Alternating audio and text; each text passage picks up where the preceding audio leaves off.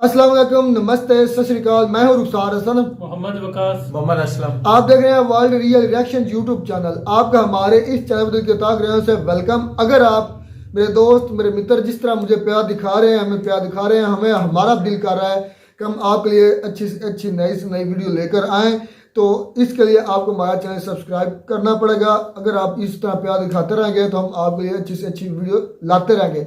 तो चलते हैं जी। आज की वीडियो में सर हैं अरविंद इनका नाम नहीं, मोटिवेशन स्पीकर, मेरा नाम सॉरी भूल गया इनका, गोविंद शायद। तो देखते हैं इन सबसे पहले वीडियो, फिर देते हैं अपना रिएक्शन।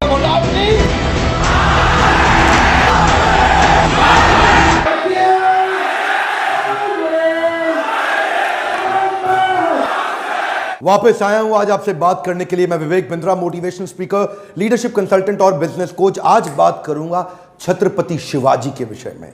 मराठाओं के दिल में बड़ी गहरी जगह बनाई। 1630 में जन्म लिया। 19 फरवरी पिता शाहजी भोसले, मां जीजाबाई। पिता शाहजी भोसले तो उस समय मुगलों की सेवा में लगे हुए थे, जो ज्यादा उस समय अवेलेबल नहीं रहा करते थे।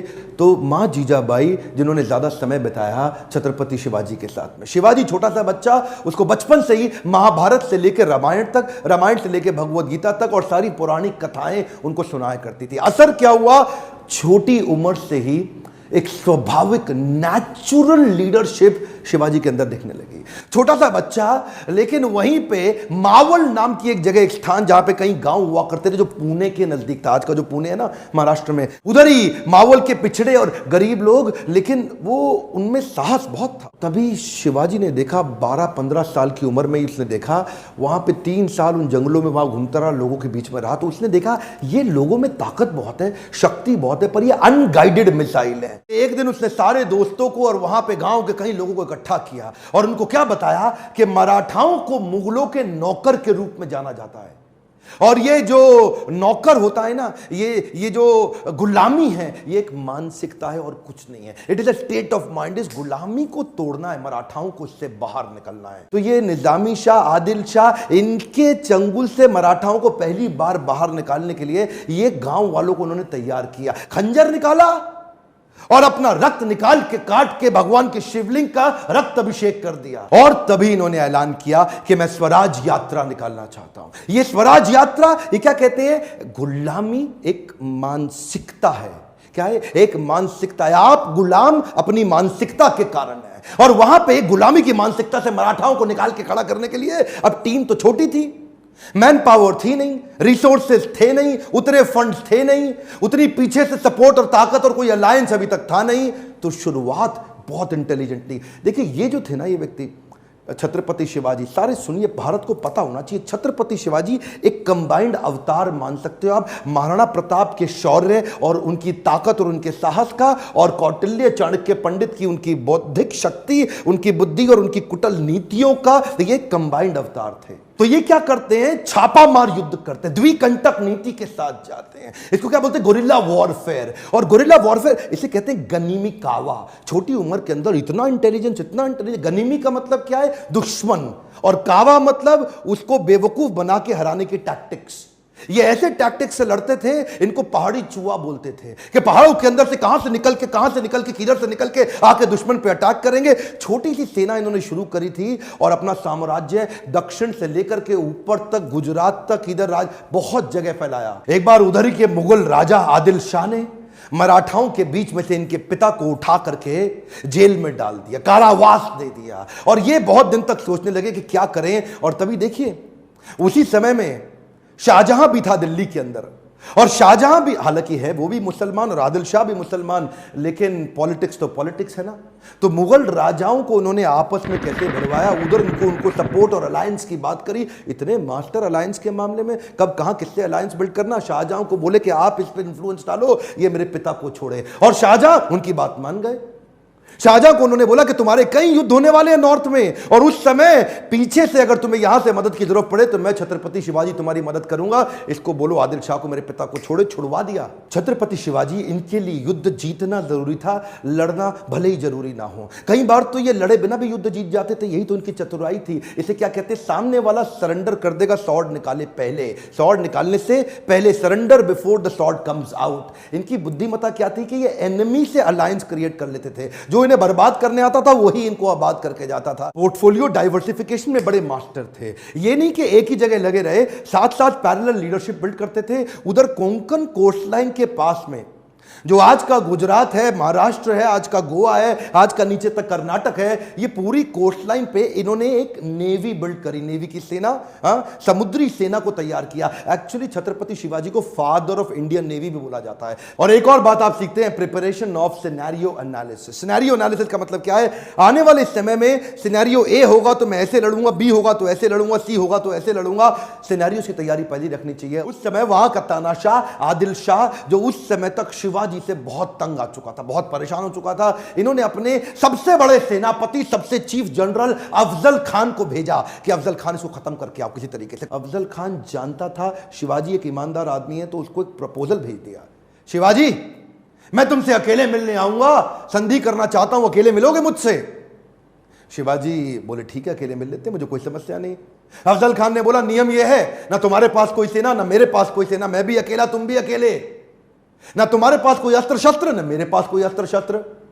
अफजल खान जानता था छत्रपति शिवाजी एक बड़े ईमानदार व्यक्ति हैं, हां बोल देंगे तो ऐसे ही बिना शस्त्र के खड़े भी हो जाएंगे। उनसे 2.5 गुना लंबा चौड़ा अफजल खान आकर के गले मिलने लगा शिवाजी से। अब छोटे से शिवाजी और पीछे से खंजर निकाल करके पीठ में घुसा दिया।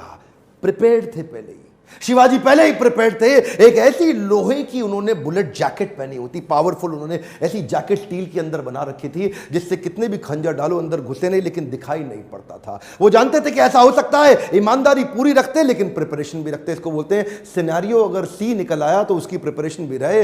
हाथ पीछे से खींचा और उनका सिंह नख बाहर निकल आया, और वो जो सिंह नख नाम का उनका जो चाकू होता है ना, वो चाकू शेर के पंजे जैसा इतना सॉलिड कि उसको घुसाया पेट में। अफजल खान का किडनी वहां से बाहर निकाल दी फाड़ के। और यहां रुके नहीं, इसको मारते ही अब इसकी सेना का पूरा मनोबल तोड़ दिया, उनकी मानसिक दिशा को कमजोर करके उनका प्रतापगढ़ किला जीत गए। सबसे बड़ी लर्निंग एक और है, पहले तो प्रिपरेशन रखो पूरी वर्स्ट के लिए, और उसके बाद अगर जीत गए या हार गए उसको अपने ऊपर हावी मत होने दो, अगले के लिए चालू कर दो। अभी इतनी बड़ी जीत मिली कि ये नहीं कि मतलब अब जाके बैठ के आराम करें जी, बहुत बड़ा किला जीत गए, बहुत बड़ा किला जीत गए। 18 दिन के अंदर अगला किला पनहल का, फोर्ट ऑफ पनहल, उसको भी कैप्चर कर लिया। अच्छा, एक हारने का उदाहरण भी देखिए, मिर्जा राजा जयसिंह उस समय हुआ करते थे।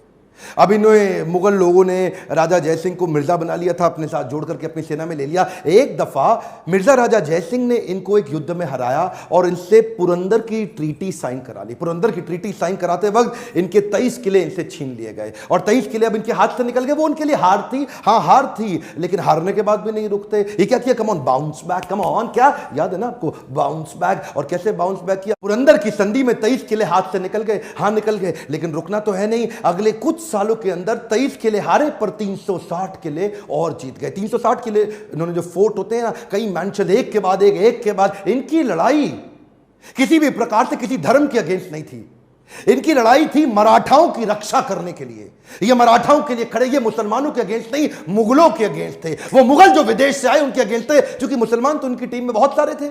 इनके कई सारे बड़े बड़े आर्मी के जनरल ही मुसलमान हुआ करते थे, इनके कई दोस्त भी मुसलमान थे, इनके जो एक अपनी टीम के वजीर आजम वो भी मुसलमान थे, इनके कई गुरु भी मुसलमान थे। लेकिन ये मुगलों के खिलाफ थे, जो आके मराठाओं को तंग करके उनको नौकर बनाया था। बाहर से आके मुगलों ने मराठाओं को जो तंग किया, उनकी पीड़ा को वहीं से इन्होंने टीम को नीचे नीचे से इकट्ठा करके छापा मार युद्ध से आज इतनी बड़ी सेना खड़ा कर ली। अच्छा, एक बात और जो इस वीर मराठा को मुगलों से अलग करती थी, वो खास बात थी इनका स्त्रियों के प्रति विशेष सम्मान। क्या बोलते बोलते थे, माँ, औरतें और बच्चे, इनको कोई तंग नहीं करेगा चाहे कुछ भी हो जाए। और ये जो इनकी लीडरशिप विल्डम थी ना, ये बचपन में महाभारत, भगवत गीता, रामायण पढ़ने से जो इनके अंदर आई, ये इन्होंने अपने सैनिकों में भी कूट कूट के डाल दी थी कि अगर किसी, देखिए जहां उसी समय मुगल लोग औरतों को उठा लिया करते थे, उनका अपहरण करते थे, उनका रेप कर लेते थे, उनको उनके मंदिर तोड़ना, उनको मारना पीटना, वहीं ये क्या बोले, किसी दूसरे धर्म का अपमान नहीं करेंगे, किसी दूसरे की स्त्री को गलत नजर से कभी देखेंगे नहीं, और अगर मेरा कोई सैनिक देखते हुए मिल गया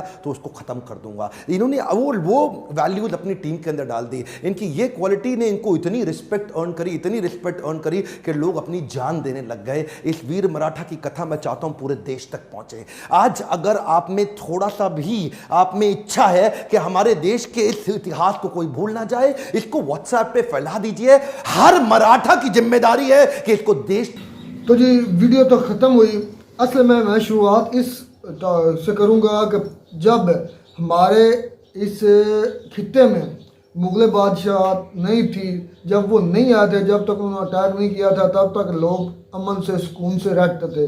ज़ाहिर सी बात है, जब अटैक हुआ, पहला अटैक हुआ सुल्तान महमूद गजनवी ने किया, लेकिन हमारे मुसलमान, खैर हमें तो उनसे दीन मिला इसलिए लोग उनके साथ इमोशनली अटैच हैं, लेकिन अगर देखा जाए तो वो एक फॉर इनर ही थे, एक अटैकर ही थे, एक इस लिहाज से देख।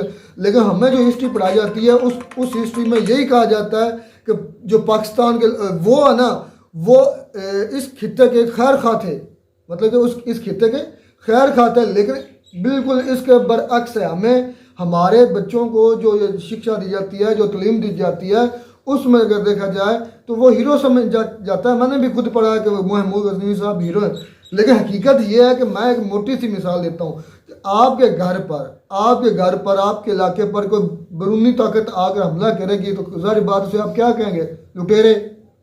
लेकिन हमारे इधर बस ये कि मुसलमानों का, स्पेशली पाकिस्तानियों का यह मसला है कि वो उन्हें हीरो समझते थे। क्या वकास भाई आप कभी समझेंगे कि आपके घर बैठे हुए हो, आप अपने एरिया में बैठे हैं या घर में बैठे हैं, तो आप कोई हमला बोलेगा तो आप उसको हीरो समझेंगे कभी, या अपने बच्चों को सिखाएंगे कि ये हमारा हीरो है?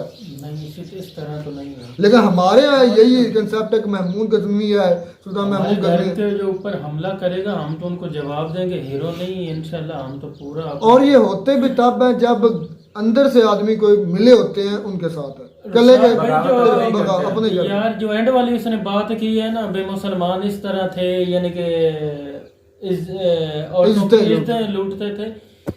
अब जो है ना वो उल्ट चल रहा है। शायद मान लेता हूँ वो कह रहा हो तारीख का हिस्सा हो, मुसलमानों ने इस तरह किया हो, मैंने तो नहीं, फर्स्ट टाइम ही सुन रहा हूँ, लेकिन उल्ट चल रहा है। अब इंडिया में उस तरह चल रहा है, यानी कि मुसलमानों की जो औरतें हैं, यानी कि उनकी इज्जतें महफूज नहीं है। नहीं यार, ये हकीकत, मेरी बात नहीं, ये हकीकत है। कंप्लीट करो अपनी बात, मैं ये हकीकत है। अब जो है ना उल्ट चल रहा है, मुसलमानों के ऊपर जुल्म भी हो रहा है। अब कश्मीर में जो दिल उन लोगों को करता है, आर्मी वालों को, वो जिसके मर्जी हो इज्जत उठा लेते हैं। प्रकाश भाई तुम कभी कश्मीर गए हो या किसी जम्मू कश्मीर के लोग के साथ या कभी वीडियो देखी उसके रिलेटेड हो? मैंने कितनी देखी है, आपको पता है सोशल मीडिया का जमाना। अच्छा, तुम्हारे इधर कितनी टेक्नोलॉजी जो नेट की स्पीड है, क्या है 4G चल रहा है ना?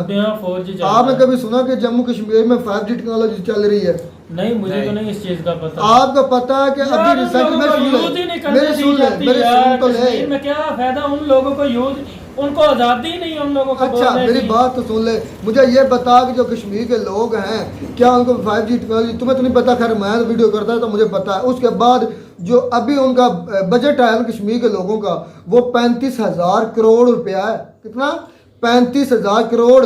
यार कहने से भी जितना मर्जी 50, अगर वो मेरी बात सुन ले, वो नहीं बात है उनके ऊपर। तुमने बात की कि इंडिया में मुसलमान औरतों की इज्जत लूट, अगर ऐसा होता, अगर ऐसा होता है, मुसलमान उधर क्यों मौजूद है? क्या वो आवाज नहीं उठाता? उनकी उधर जो है ना वो जमे हैं, उन उधर पैदा हुए, उनकी उधर जायदादें हैं, वो कैसे छोड़ दें? आप कोर्ट, आपकी फर्क आपके साथ जाती हो, आप कोर्ट है ना उधर मौजूद है। कोर्ट क्या कोर्ट भाई, वो आपको पता है गैर मुस्लिम उनकी ज्यादा चलती है, कोई आवाज उठती, कोई बात तो निकलती। अच्छा बात आवाज कितनी निकलती है आपको पता ही है। मैं आपको वीडियो दिखाऊंगा, कश्मीर के लोगों की वीडियो दिखाऊंगा जो LOC के ऊपर मौजूद है, जो पाकिस्तान और इंडिया के सरहद के दरमियान में, उस पर आप भी दिखा देना, फिर मैं भी दिखा दूंगा। अच्छा, अब अब बात करते हैं जो छत्रपति शिवाजी ने किस तरह अपना सारा एक वो कब्जा किया। असल में बात यह कि जब मुसलमानों ने अटैक किया तो हमारे इस इलाके के लोगों ने अंदर से उनका साथ दिया, तब भी वो हुक्मरान बन सके। इन लोगों ने गद्दारी की, तब ऐसा हुआ, नहीं तो उनकी इतनी कहाँ पावर, वो अकेला आदमी इस तरह कोई नहीं ना कर सकता। छत्रपति शिवाजी ने फिर वो अपने पास जब पैदा हुए, उनके पास कोई रिसोर्सेज नहीं थे, कोई अलायंस नहीं थी, कोई पावर नहीं थी, लेकिन उन्होंने गुरिल्ला वार शुरू की। शुरू से शैतानी ज़हन था ना उनका भाई। ओ यार, शैतानी ज़हन कैसे हो गया? भाई, और कमाल करते हो, कमाल करते हो, गुरिल्ला वार अकेले ने ठोका, अकेले ने। अकेला मैंने रुखसार भाई क्या नहीं, वो वाले अकेले भी बता रहा है विवेक अकेले ने ठोका था। अकेले ने नहीं, इस तरह उसने ना प्लानिंग की, लोगों को अपने साथ जोड़ा। तो यही तो दिमाग की काम है ना, ये चलाकी नहीं होती, ये होता है सबसे बड़ी बात ये दिमाग की पावर। गद्दारी की थी, ठीक है ना। इसका मतलब मुसलमान गद्दार है। मुसलमानों को उन लोगों ने, हाँ गद्दार हैं जो उनको छोड़ के गए थे आदिल शाह को। आदिल शाह थे ना हुक्मरान। अच्छा, वो गद्दारी की जो अफजल खान उसका कमांडर था, जब मिला छत्रपति शिवाजी से तो उसने पीठ पीछे छुरा क्यों घोंपा, छुपा मुझे कर। नहीं है इस तरह की तारीख नहीं है, वीडियो में तो इस तरह दिखा रहा है, मुझे नहीं लगता इस तरह की तारीख। यार आपको वो विवेक बिंद्रा, मेरी सुन ले, ये नहीं कि मेरी सुन ले, डॉक्टर विवेक बिंद्रा कर रहा है, लेकिन मैं ये हिस्ट्री निकालूंगा, तुम्हारी मुझे पता चलेगा। मेरी बात तो सुन ले।